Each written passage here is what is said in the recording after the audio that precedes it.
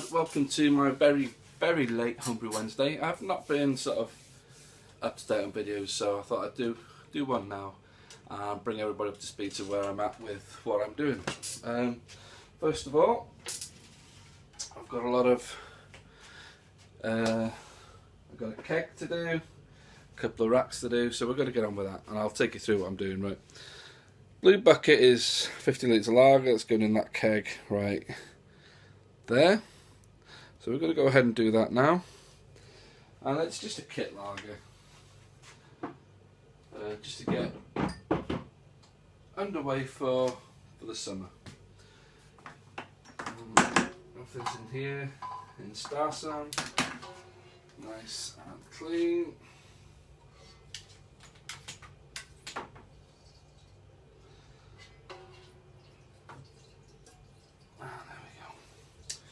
Okay, so we're going to go and let that do its thing. What I do want to do is, in here is the oatmeal stout. I'm going to take a gravity reading now. It's finished.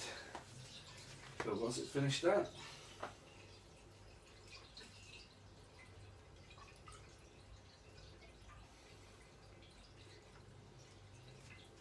Okay.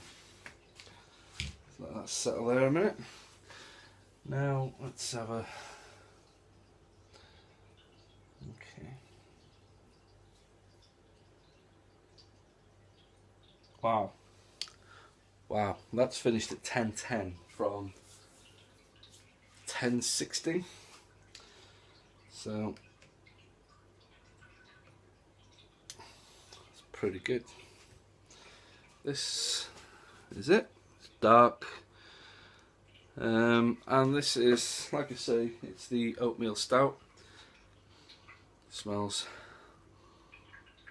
chocolatey.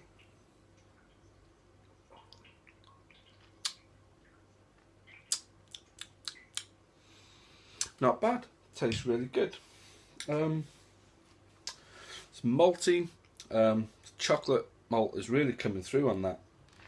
I'm sure that's going to mellow out a bit. And it's just got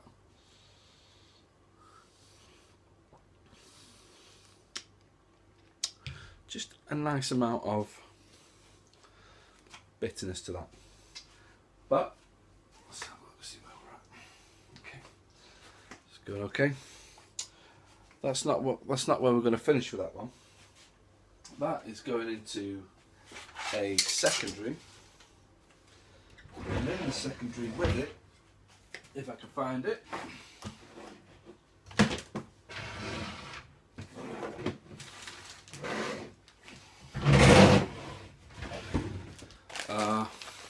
cocoa nibs. So 100 grams there, I'm going to put them all in. Scissors. Okay, I couldn't find the scissors, so we're just going to use a knife to open this up. So we're going to put 100 grams of the cocoa nibs. Let's check. Yeah, we're still doing strong. And they're going in this. Yeah, it's Star Sand at the bottom. It's nice sanitised, nice and clean. So in goes the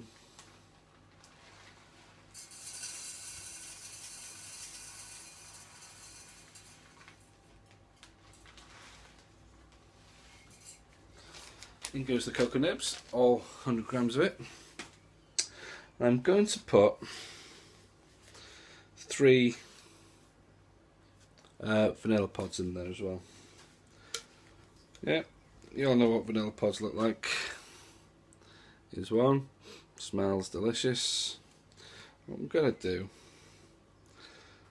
is just going to take my knife and I'm going to split the bean.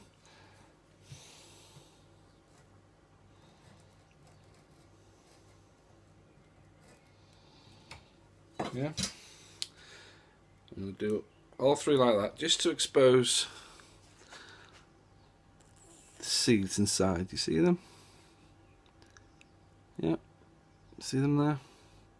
And that's where most of the flavour is. So we want that to come out and go into the base. I'm going to do 3 of those, and they're going in as well.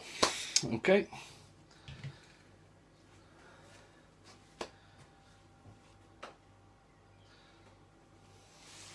Let's get in there. So let's put that over here for next.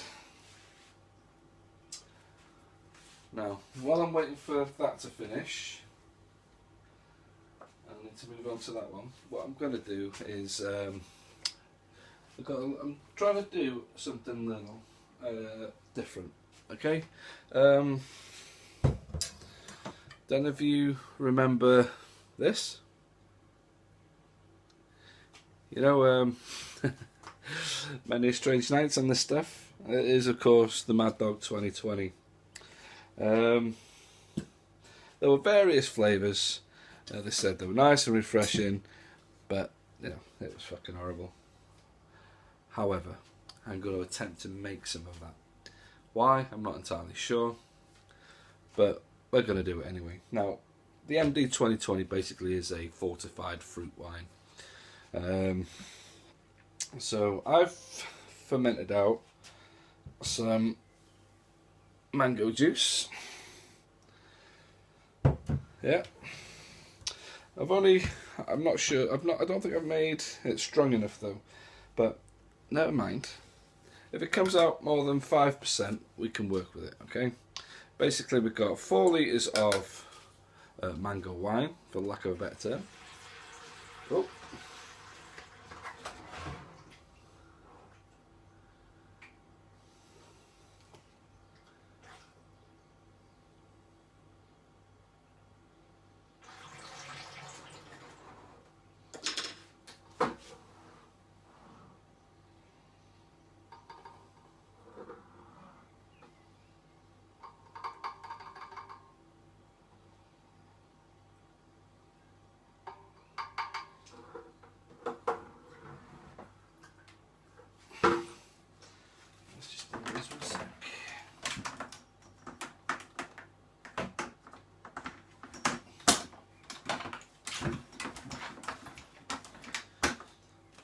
Okay, let me just finish what I was talking about.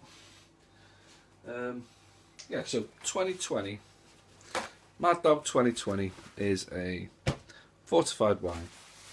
And that's basically what I'm going to do. So, what I'm going to do is going to take this fermented mango wine here. It's a little bit on the pale side, so I'm going to add some juice, some more mango juice to that a little bit later on. And to fortify a wine, it's basically you take a wine and you add a spirit. It's usually brandy, but in this case I'm using just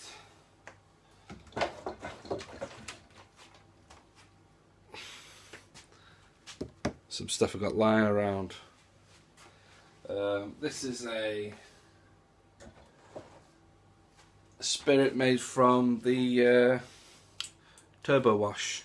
Yeah, so that's sitting in there at 40%. I'm going to add that to this. If this is at least 5%, that means we're going to end up with somewhere in the region of 18%, which is what the Mad Dog 2020 was. So let's have a look. Well, how much have we got in there? Say, I'm going to say about 3 litres in there. So maybe that's yeah, it's going to turn out about 15%. So that'll be okay, and we'll see what it turns out. Yeah, we'll see how that turns out, and it's just something for me to get into as a practice run, and then you know I'll probably get into more fortified wines in the future. Let's see how that goes. Okay, so let me just move this. It is time to reassemble this keg.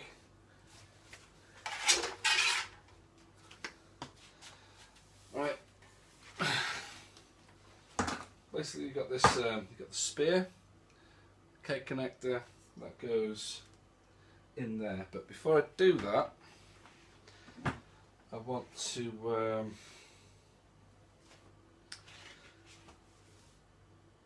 to get a gas line. Where's...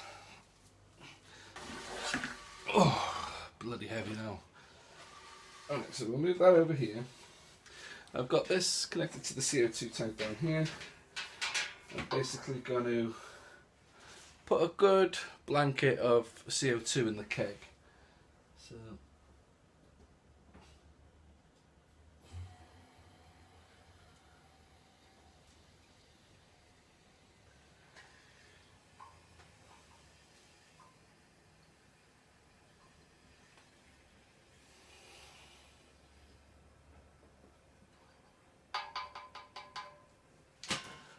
that's it, you know. So we're going to leave that. Be very gentle. We're trying to knock as little oxygen in here as possible.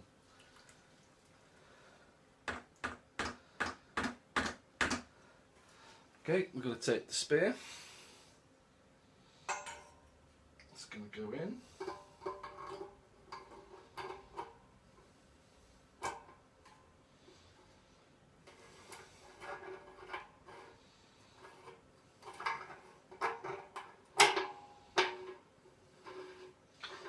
There we go.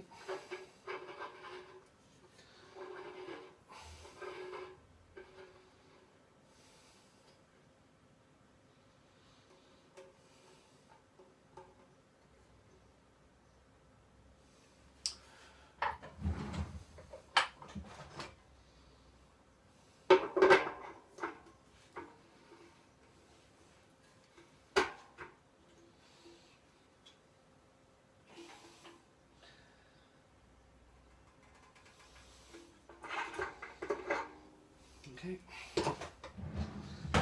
that's that, and then we're going to connect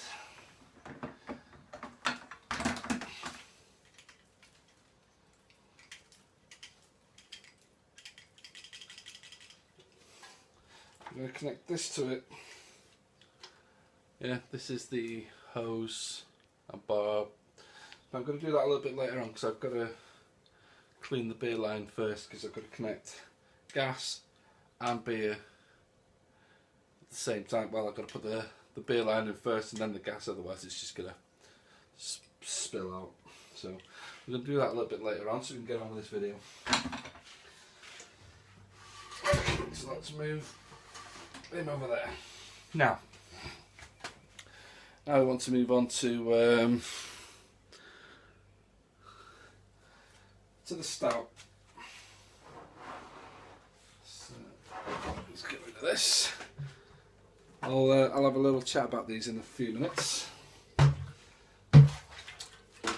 while I'm doing this.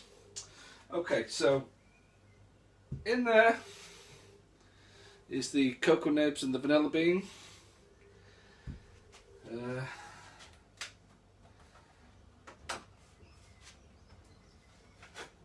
Take this lid off.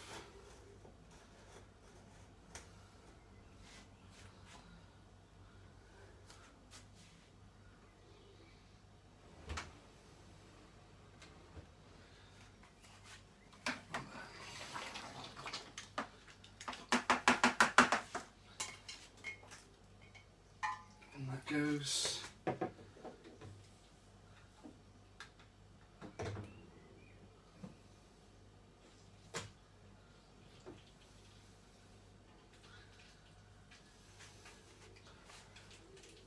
And there we go. That is underway. Now, oh, hang on. Itchy foot.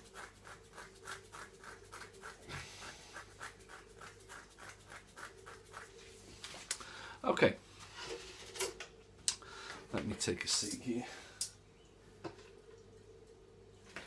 Right, some interesting things come to me in this past couple of weeks. One being a 100 litre keg, which I'm beginning to think is probably just a bit too big for anything I do here. It means having to rewire the brewery, get another breaker box and a control panel in here, which I just don't have the money for right now. So I might just hold on to it until I do. I've had another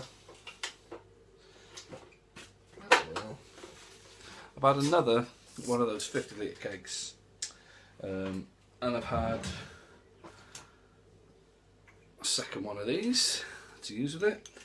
I've also been given one of these. Now, I've not seen this one before, so I don't know if anybody knows what kind of keg that fits. It's got like this. It's got 3 little latches, so I'm assuming it screws on like that. And obviously, just like the other ones, but it doesn't go on the kegs that I've got. That's what I'm trying to say. So that's obviously something that I need to find out. And these, I've got these. As you just saw, these are 50-litre buckets. They're food grade. They were mango chutney, and they did still smell of mango chutney. I washed them out, bleached them, washed them again, sanitised them, and it still smelled. You could still smell the mango chutney in there. So I just put the lager in there. So fuck it. Probably have like a mango chutney flavoured lager. Be interesting, I suppose. But since the lager's been in there and done its business, that smell's gone. So yeah, how are we doing with that? So, and another thing that I've got, which I'm going to have to move you, is this. Let me just try. We've got a big fridge. It is our fridge. It's got 2 beers in. Those are the ones. They're the birthday beers sent to me by Reverend Bus. Well, I'll get into those on another video. But what I wanted to ask is, these glass shelves, what kind of weight are they gonna take? I'm going to use this as a temperature controlled fermentation fridge. Yeah, I can get two buckets in here probably. We'll say 2 buckets in there at a time. But I'm not sure if these are going to take, the weight. The shelf runs themselves, they're probably 1/4 inch, so I could probably get a 1/4 inch ply on them instead of the glass shelves. I don't know. Your thoughts, comments, please. Look at the state of this place, it's a flipping mess. Okay, I don't know where I'm up to now because I ran out of space and had to clear some stuff off, so here's where I'm at. The stout is in there with the cocoa nibs and the vanilla. I've put a blanket of CO2 on there. I'm going to leave that for 7 days and then taste it and see what we're like. Okay, so let's shift that to one side. And in this one we have the oatmeal IPA. And this one is going to be dry hopped. So I need fermenter.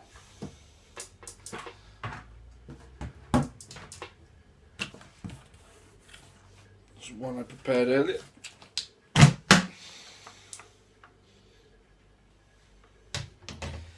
Okay, what I'm going to do is I'm just going to put the star sign into there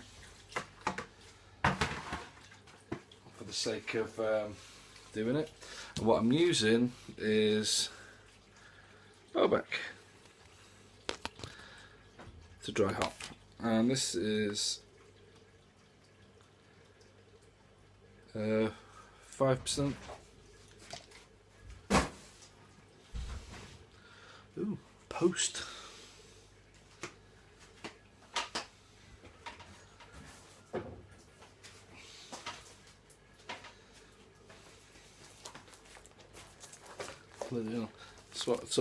That's what you call heavily packaged.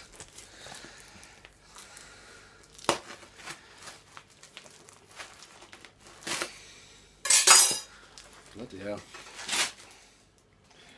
Let's see what it is.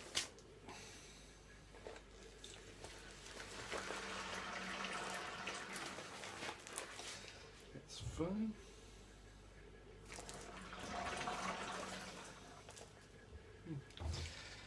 Anyway, what we've got is it's another one of these. I don't know what that is or what it's for. I'm assuming that one goes in there.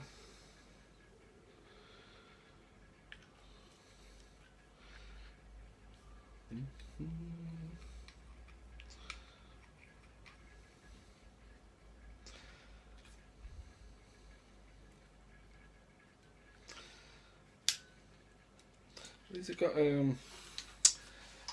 just getting sidetracked here a little bit. That's that phone call over with. Oh yeah, what I was saying was, I don't know what this bit, you know, here's the thing.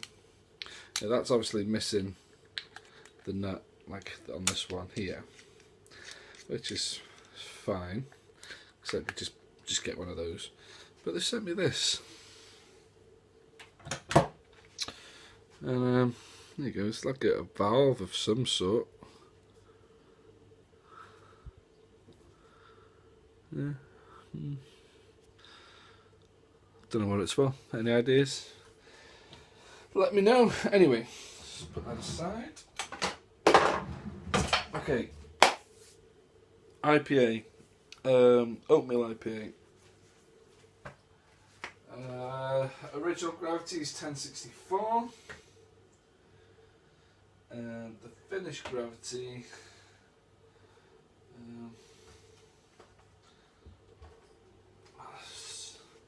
Don't want to put that down, it's filthy.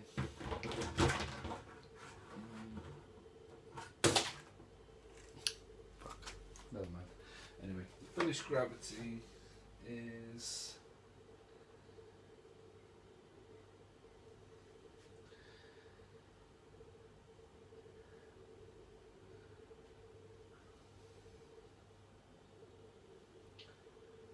1010. Okay, so 1010. I need, there it is. Before I do that, I'm going to rack this off now into secondary. I'm just going to get 7 days of dry hopping, and we've got 30 grams of Cascade, 15 grams of Bobek. Okay, let's stick them in there.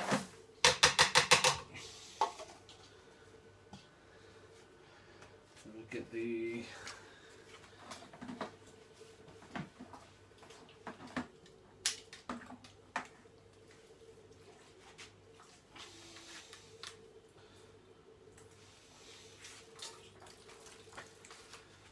siphon.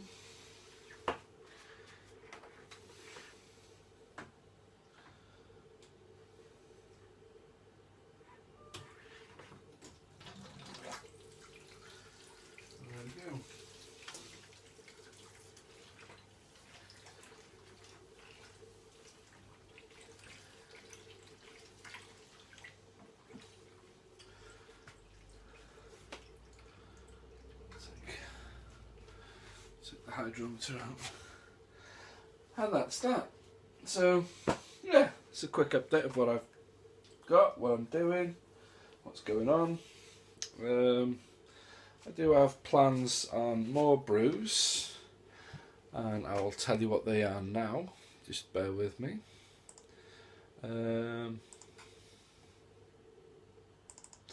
Okay, I'm going to revisit last year's SJ Pour, which was the drive-by jousting, which turned out really, really badly. And I think it was down to there was a set grain bill, set ingredients that we had to, a base recipe that we had to follow to start with. But now I'm not sort of confined to that. I'm going to throw all that out and start from scratch. And this one is going to be, right, let's get the grain bill. We're going to use Maris Otter and Crystal. That's it for grains. Yeah. I'm going to be using the yarrow that I used last time, but instead of the bog myrtle that I used, I'm going to be using heather tips. I'm going to go and pick them off the dunes down there. And we need some twigs as well. The twigs are mainly for getting the tannins out. And I am going to use a hop on this one as well, which is a willamette. Okay. And I'm going to use, last time I used a Nottingham and a Windsor combined yeast. I'm just going to use the Nottingham this time. And honey. Okay. Because, you know, honey's good. They used, excuse me, they used a lot of honey in medieval brewing because it was so readily available. It was easy. So I'm going to get some raw honey for that from a local beekeeper, which I'm also going to get raw honey for the mead challenge that I entered. Canadian Sasquatch, I think it was. Anyway, I'm going to do that. Some nice local raw honey and get that going. And so I'm hoping if I can get some honey soon, I'll go and do that. But I'll probably have to wait a little while. I don't know. And I'm going to do an orange beer. I just come across it by accident once. I think I was actually talking to Zippy on Uvu at the time. I was just going through stuff on the internet about, you know, unusual beers or ones that I hadn't come across. I think this one.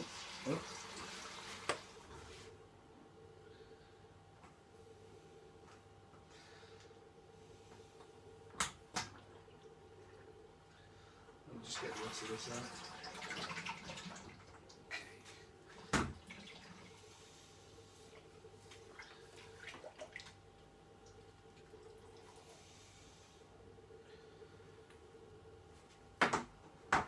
Okay, so flipping bit of cleaning up we're going to do now.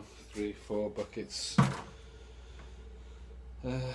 Okay, what was I talking about? Oh yeah, it was just unusual beers. And this one just popped up, and I don't know why it appealed to me, because I don't like fruit beers. I don't like I just like beer to be beer. Do you know what I mean? But I'm trying to experiment more to try and broaden my palate a bit, like I've done with the stout. I've put like chocolate and vanilla in there. I'm gonna try the orange peel beer. And that's it. It's orange peel. That's the only thing in it that makes it an orange beer. So I don't suppose it's not dissimilar to Brewmaster Ben's SJ Paul last year. He did something with orange peel. But again, with the SJ Paul, you were confined to that base recipe, and I don't think it's all necessary. Like I say, this one, the recipe that I found, it's not my recipe, I didn't make it up or anything like that, I found it on the net, and it's Maris Otter and amber malt. That's it. Then we've got East Kent Goldings, 3 editions of, and they're just 10 grams of each, something like that. What's going on here?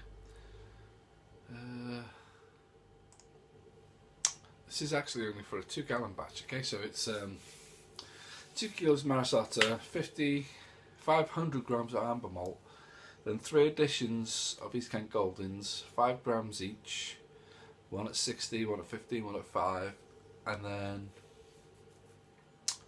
there's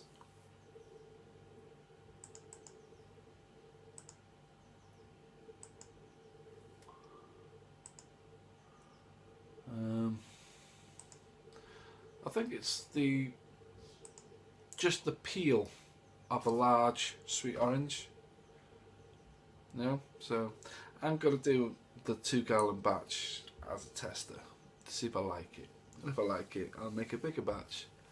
We'll see how it goes. I know this video is sort of droning on, but I'm trying to get a little decent update this time because, like I said, I don't really have a lot of time to do videos at the minute, and I'm getting a bit lax. So I'm trying to put in as much as I can.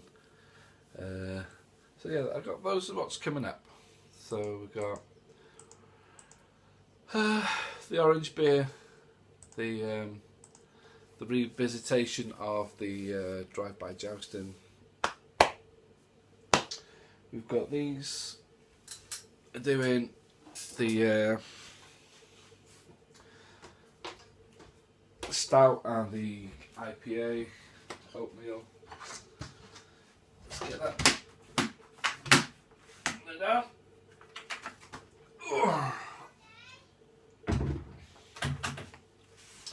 So yeah, where's the I better write this down or I will forget. I write everything on the buckets, bottles, whatever, because I'll just forget. I just use a permanent marker, but it comes off with a little bit of bleach, so it keeps it waterproof for everything else until I actually want to take it off, and then I just use some bleach and it comes off real easy. So that's it, guys. These wines here, that's the mango, so there's 2 mangoes, and that's the peach wine, the commemorative one that I'm doing. It's only going to be about 3-4 bottles, which is going to be plenty for what we need. But these 2 here, let's see, that one and that one is for the fortified Mad Dog experiment thing. Probably end up in the bin, but we'll make it. We'll see what goes on. I'll try and video this bit, the fortification and the tasting of it. Let's see how we get on. It could end up being a bit of a total disaster, really. Cider, I've got cider still fermenting in the kitchen there. It's taken a long time, and I don't know why. But it is still going, so I'm just going to leave it. And then we're going to do the spiced ciders, the 5 different ones, and I'll video that one as well when I'm putting the spices in them. I'll probably hold on to the videos until it actually comes to the tasting of them in the autumn. Maybe not. Who knows? Alright guys, that's it for now. I will catch you all next time. And thanks for watching. Cheers guys, see you later.